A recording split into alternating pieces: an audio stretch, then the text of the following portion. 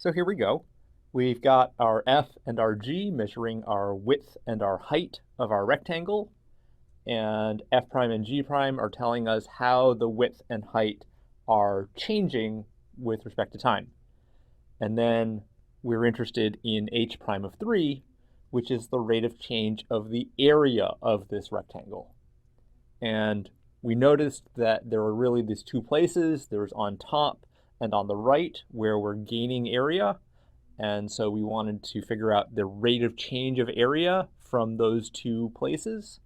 On the top, hopefully you figured out that since we have a 50-meter width and the top edge is moving up by 2 meters per second, we just multiply those two things and we get the rate of change of area on the top. And on the right, it's a similar sort of thing. We have 30 meters worth of height. This right edge is moving out by 4 meters per second. So if we multiply those, then we get the rate of increase of area on the right. And so for h prime, overall, what are we going to do? Well, we'll just add these two things. And when we do that, we get 220. And notice that the units work out perfectly. So meters times meters per second is meters squared per second. And that was our answer. Now we're going to want to generalize this. So let's take a look back and make sure we know exactly where this 220 number came from.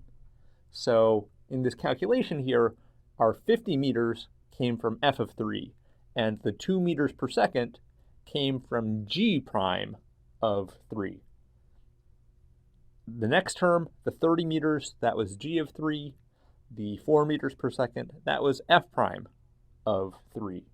And so this was the calculation that we did in order to get our 220. It was f of 3 times g prime of 3 plus g of 3 times f prime of 3. And this is what's going to give us our general rule. So let me erase this stuff, and we'll put it up here.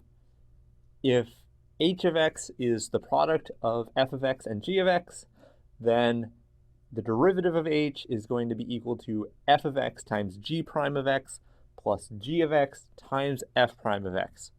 Or in other words, the first function times the derivative of the second function plus the second function times the derivative of the first function. And this is true at all points where those derivatives exist. And there we have it. This is what we're going to call the product rule. It's pretty useful. So let's do an example. Let's do the example that we started this entire sequence with. So h of x equals x to the fourth times sine x. So here we have a function which is the product of two functions. We'll call them f of x and g of x.